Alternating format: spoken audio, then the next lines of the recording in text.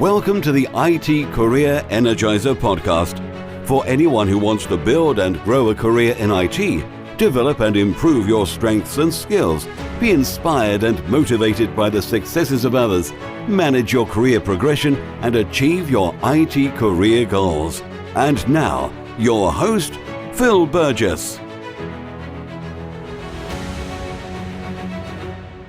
Welcome to episode 225 of the IT Career Energizer podcast. My guest on today's show has been an engineer, designer, and product manager, helping companies of all sizes learn about their users so they can build products that people enjoy using. She's author of the books Build Better Products and UX for Lean Startups, as well as co-host of the podcast What is Wrong with UX? So welcome to the IT Career Energizer podcast, Laura Klein. Thank you. Thanks for having me. Laura, that's obviously very much an overview of your career to date. Could you perhaps give us a little bit more background to maybe your work as an engineer, designer, and product manager? Sure. How much time you got? I started out back in the mid-90s doing tech and sort of fell into it accidentally, honestly, as many of us did in the mid-90s, and started out as a programmer because that was a thing that I knew how to do and I knew what it was, and UX design was still pretty... It existed, but there was much less of it back then. And so I was a front-end engineer for a while, and then I realized that the part of the front end that I liked was actually figuring out what it should work like. And I ended up going and working with a small boutique design agency where they were, oh, you know how to do research and you know how to do the programming, maybe you can come and do prototypes and things. And then they just taught me all the middle bit, the actual design part. So that was kind of how I got into UX design, which is what I'm probably associated with most. But I go back and forth and I do kind of all of it all the time because I get really bored easily. Okay, right. So a little bit of variation and variety. Yeah. But UX is your main thing. That's what you tend to focus on now. Yeah. When people ask me what I am, I say I'm a UX designer, which is sometimes true. Right. Okay. Fine. So, Laura, can you share with us a career tip, one that the audience may not know about and perhaps should? I stole this from somebody, and I really wish that I remember who I stole it from so that I could give them credit, but I don't. So the thing that I found to be really interesting and important is that there is no job security. Your job can fire you at any time. The company can go out of business at any time. I work with startups, can you tell? Things can explode. I went through 2 big tech recessions. Stuff disappears. I'm not saying all of this to terrify everybody. I'm saying it because since you can't have job security, you actually can have, I think, more control over career security, if you will. There are ways that you can stay employable, more employable than, just holding on to that one job forever. And those things are not necessarily the kinds of things that would be beneficial to keep you in a single job forever. There are things like, networking and getting the things that you're learning and the things that you know about out into the world, writing about things, giving talks, going out and becoming an expert in something. Those are not necessarily things that help you in a specific job, but let me tell you, they help you a lot when you're going to get the next one if you have to go get a next one. Yeah. Do you also think it gives you more freedom as well in terms of the way you think about your career? Because obviously if you don't have that job security in place, therefore you're always considering what you potentially should be looking at or thinking about doing next. I think that it certainly gives you more freedom in crafting how you want to be seen and what you want to do next. And a great, yes. So I think a great way of maybe changing up what you do is going out and being kind of public about learning something new and sharing that with people. And suddenly you're sort of seen as somebody who does this other thing. And that's great. I happen to also be the kind of person, and so I want to just sort of caveat this, I happen to be the kind of person who likes writing about stuff and giving talks about things and learning new stuff all the time. So this is very easy for me to say. There are probably lots of other ways to kind of have career security, but this is one of them and it worked for me. Yeah. Okay. And Laura, can you tell us about your worst IT career moment and what you learned from that experience? Oh my God, there are so many of them. I don't know that I can pick the worst one. I will say this, after having said that everybody should go out and write and give talks, I will say that my first public talk in tech was, I would call it a disaster. It went extremely poorly, and at least it went extremely poorly in front of like 300 people, which is always super fun. The funny thing is I had done a ton of public speaking back in high school, and so when somebody asked me to give a talk at this big conference, I was like, sure, of course I can do that. Yeah, it turns out it's totally different. I hadn't done a lot of good research into what other conference talks were like, and mine was garbage. And also I was super nervous about it, and like my hands and feet were completely numb when I got up on stage, which is always great. So that went badly in front of a lot of people. And yet here I am saying, yeah, go out, give talks. I did come back from it, but it was extremely uncomfortable. There have been lots of others that, were things like building something and designing something and being really excited and happy about it and having the company go out of business for reasons that I would like to say were unrelated to the work that I did. But, you always kind of ask yourself questions like, was there something I could have done differently or seen earlier to have prevented this from happening? But the thing that I really screwed up, and it was really on me, that talk was just like, that was 100% my fault. Yeah. So what did you learn from that? Did you do anything subsequently? I presume you still do talks. Oh yeah, no, I give lots of talks, and I did. I learned a lot. I learned to be a little bit less conceited about my own abilities. I also learned to do my research, which is really funny because I'd been doing research on designing products for years and years at that point. This was not a new concept to me that, hey, maybe you should do some research. I just chose not to apply it in this particular instance, and I don't understand why I didn't, but I didn't. So the next time I did, I actually went out and watched a bunch of talks and practiced them a lot and really got very serious about it. Oh, the other thing that I did was that I went and I started doing talks at much smaller venues. So I think the next talk that I gave was very well researched, and it was in front of a much smaller, much friendlier audience. And I sort of built back up from there by going to things like meetups and hackathons and things like that, where they wanted somebody to come in and, give a talk to 50 people and, on a topic that I knew really well. Yeah. So the great thing about that is you learn very quickly. Yeah. And not to repeat the same mistakes. Yeah. And if you do screw something up, because I've also given bad talks at those things, they haven't paid you to fly out to it, and, you haven't done it in front of 300 strangers, and you can actually get feedback from the audience about what worked and what didn't, and it just feels safer. It is safer, right? It's safer, it's more comfortable, and you can really work out the kinks in your talk. Same thing with writing, honestly. You don't have to write something and then launch it to everybody all at once. You can get feedback on it, and, all of the things that we do in design and research all of the time, apply them to the rest of your career. Yeah, exactly. Yeah. Okay, so moving away from your worst moment, can you perhaps tell us about your career highlight or greatest success? I've been really lucky. There have been a few of those too. I mean, I published 2 books and was very excited about that. I'm very proud of them. I think that they're good books. But if I wanted to pick one that sort of played off my worst one, I did a couple of years ago get to go up on stage at Davies Symphony Hall, which is a big venue up in San Francisco that, is fairly famous, and give a talk in front of thousands of people. And that one went very well. So I was very excited about that. I got to get up there and, people you make a couple thousand people laugh, and it feels pretty good. And then, also they learn something from you. That's pretty nice. But I mean, I don't know. Everything is mixed, right? Everything is, I've gotten to do a lot of really cool things with a lot of really interesting, exciting people, some of which I can't actually even talk about.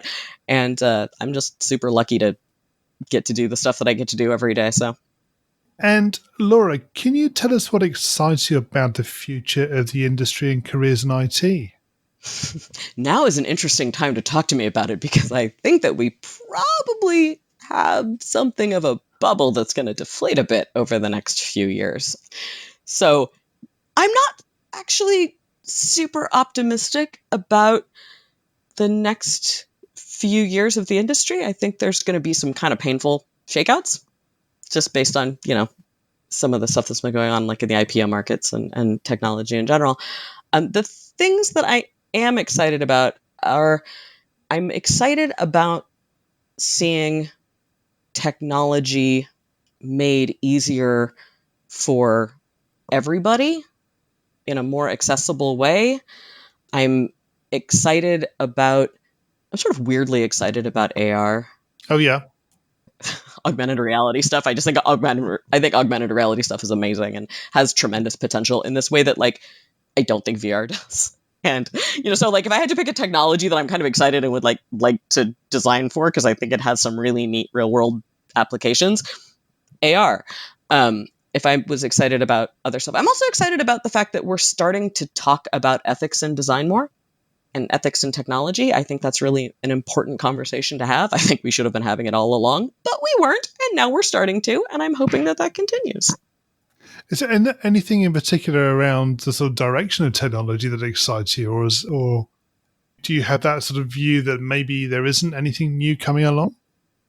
I don't know what's new and coming along. The problem is, I think, that every few years, a handful of people pick something that they get really excited about, and then all the money goes into that. And I think the last couple that they've picked have not been my favorite things.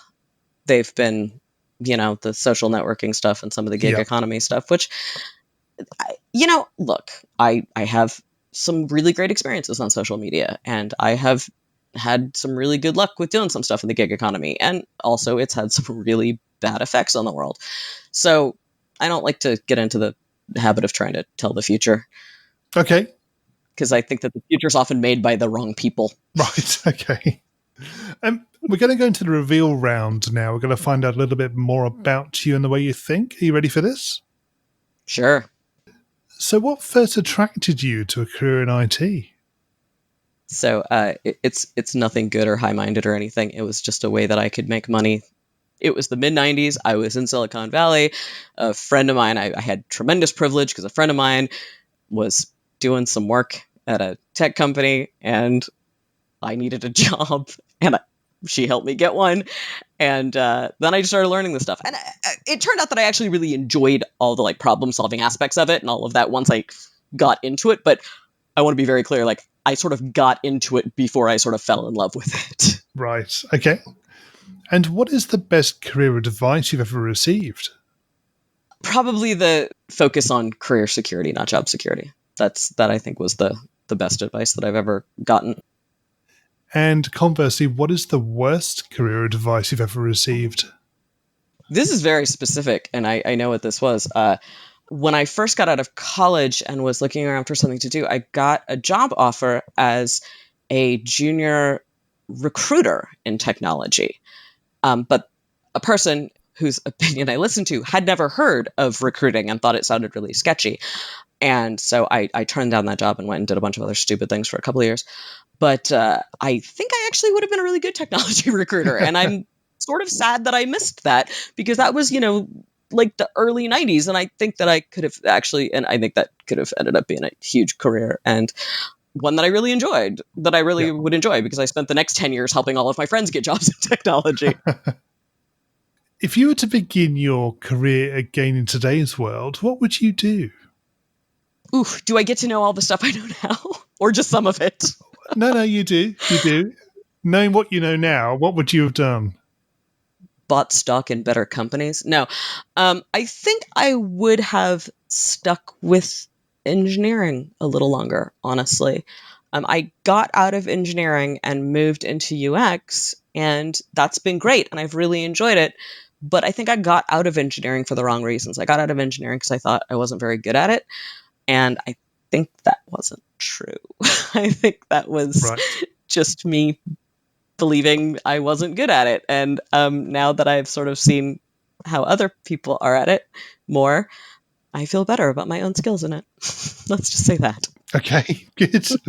And what career objectives are you currently focusing on? So it's interesting. I do this weird thing where about every 4 or 5 years, I kind of I entirely switch up what I'm doing.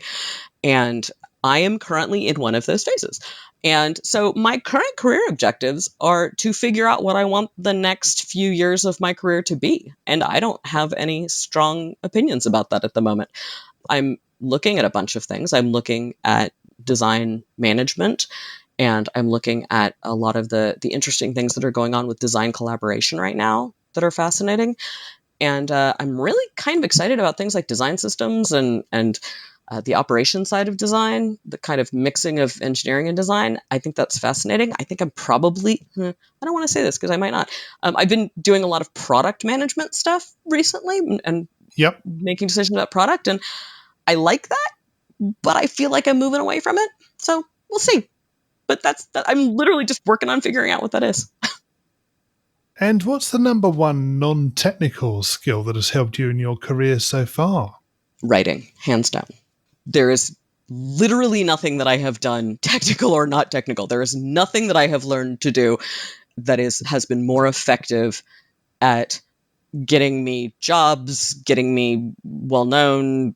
All of this happened because I wrote stuff down and because I shared it with people. And what do you do to keep your own career energized? So I have the podcast, What is Wrong with UX? And it's so funny. It's so funny because when we first started the podcast, my friend Kate and I started it because we were teaching together UX, and we just thought that it was going to be like our students who listened to it, and then other people started, and we were shocked. But it's fun because I go to UX conferences, and more people, I think, know me from the podcast than they know me from, the books or the writing or which is just sort of blows my mind. But it's really fun to do. And so there's that. But so I do that, and I do keep writing blog posts, and, I occasionally give talks. I try to focus on the things where I get the most enjoyment and the most reward for the least effort on my part, honestly. And what do you do in your spare time away from technology? Away from technology? What is this? No, I am. There is actually. I have one very strange hobby. I solve extremely hard puzzles for fun, and sometimes in competitions.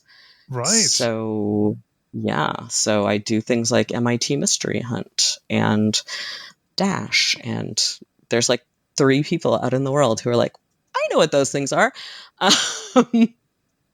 But yeah, that's what I do for fun. Good. Okay. And Laura, can you share with us a final career tip? Yes. Don't take career advice from people like me. And I seriously. So if you are like me and you are kind of a nerd who is a generalist who has been working in the industry for 20 years and you want to be like me for some reason that I don't understand, you should absolutely take my advice on things. If you are brand new out of college, or like you've been doing stuff for a couple of years and you are like trying to move up in a big company or something like that, don't listen to people like me. Find people like you want to be in 2 to 3 years. My advice about your situation at a large company as a junior user researcher or something will be worth very little compared to somebody who was doing what you were doing 2 years ago. Unless the only thing that I would say is you can listen to people who are far ahead of you. If they are, in fact, hiring managers for the job you want to do next, great. In that case, yeah, absolutely listen to the things that they're looking for. But asking me like, hey, how did you get into tech? I think it's a fun story, but it's history, and nobody gets into tech the way I did anymore. Possibly true. Obviously, one of the reasons for interviewing so many different people across the podcast is to get those different opinions and backgrounds that different people can apply. So I think there's always something in there for everybody anyway. Yeah. I'm talking specifically about like people do come to me for like very specific advice on things like their portfolio. I'm like, I am the wrong person to ask about whether your portfolio was a good one or not, or whether that like you're answering that job interview question correctly. Sure. I don't know. You need to talk to the kind of people who either write them or do them themselves. Yeah. But yeah, no, that's a good point. And also, like I said, there are still lots of people who have been in for 15 years maybe and could benefit from some of my advice about how to move from being, and in fact, I do a lot of mentoring of folks who are senior folks who want to sort of become more well-known, or who want to be, who want to move up to be more senior, or who want to move from UX to product or something like that, right? Like those things I actually can help people with quite a bit. Just, I also get the questions from people who are 2 years in, and sure, I got nothing. Okay, fair enough. And finally, what's the best way we can find out more about you and connect with you? So I never shut up on Twitter. I'm at Laura Klein on Twitter, and I am always there. And you can also check my website, which is www.usersknow.com, and that is users, KNOW. Although I have often been tempted to get the URL for usersknow.com, which would just be a bunch of things not to do to your users. Yeah, very good. Yes. Laura, thank you so much for joining me on the podcast today. It's been great chatting with you. Thanks so much. It's been great being here. Well, I hope you enjoyed listening in to today's episode and to my guest's career tips, advice, and experiences. You'll find a show notes page for today's episode on the IT Career Energizer website, which will be itcareerenergizer.com/e, and then the number of today's episode. And a quick reminder that the show has now 3 episodes every week on Mondays, Wednesdays, and Fridays. So make sure that you are subscribed to the show to get new episodes automatically downloaded. Also, don't forget to join the IT Career Energizer community Facebook group. You'll get to engage with other like-minded people, get to find out more about upcoming guests and other episodes, and can get involved in the future direction of the podcast. It really is a great pleasure to be able to talk to so many inspirational people from across the industry and to be able to share their stories and advice with you. Thanks for listening, and remember, if you're not growing your career, you're slowing your career. Thanks for listening to the IT Career Energizer podcast. To find out more about building a successful career in IT, visit itcareerenergizer.com.